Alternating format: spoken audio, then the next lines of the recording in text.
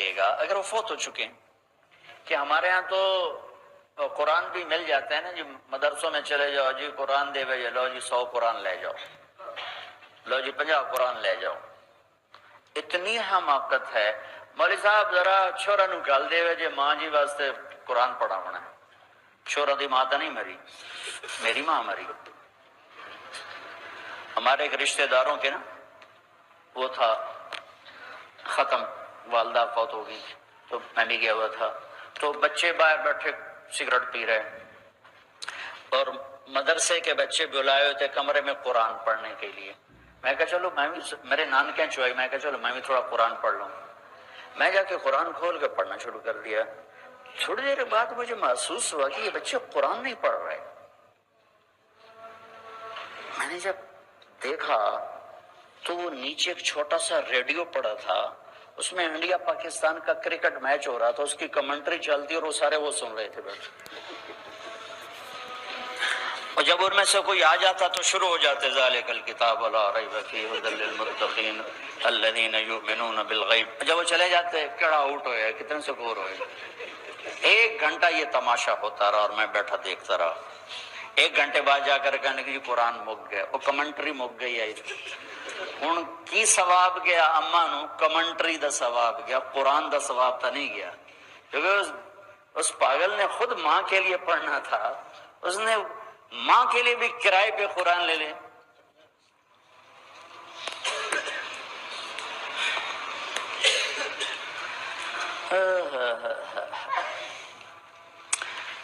زندہ ہیں دعا لو، مر گئے ہیں ان کے لیے ان کی قبر پہ نہیں جا سکتے ہو. یہاں کی زندگی بہت تیز ہے، کبھی تو جایا کرو، کسی ویکنڈ پہ چلے جایا کرو، کسی اتوار پہ چلے جایا کرو، کسی ہفتے کو چلے جایا کرو، مہینے بعد، 2 مہینے بعد، سال میں 1 دفعہ سے.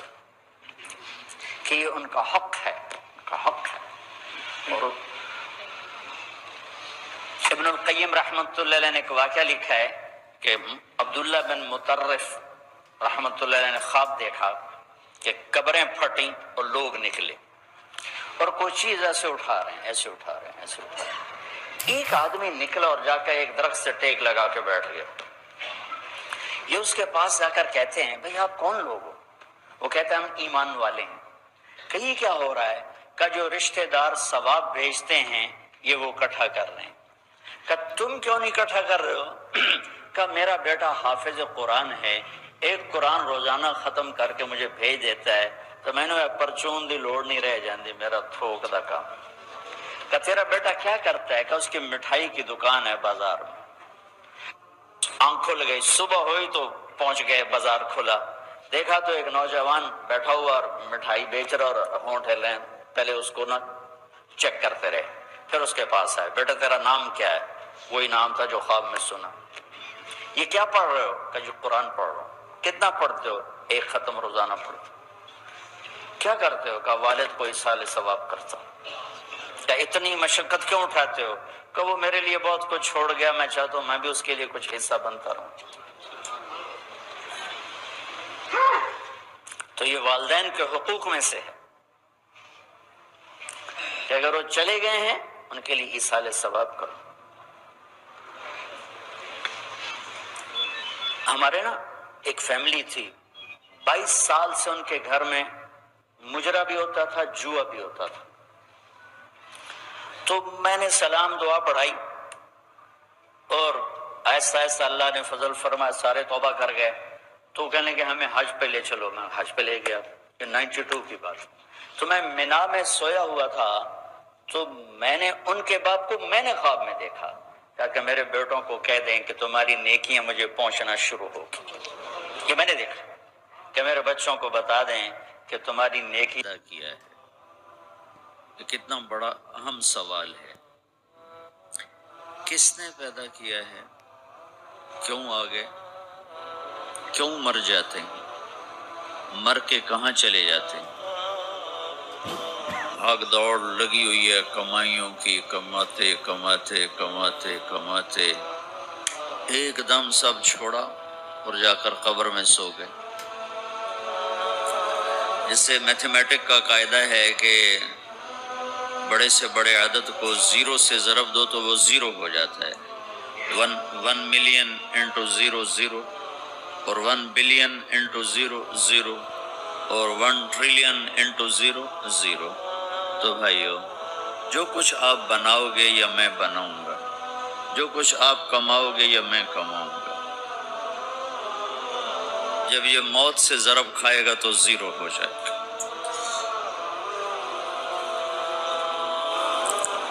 عزت، شہرت، دولت، بلندی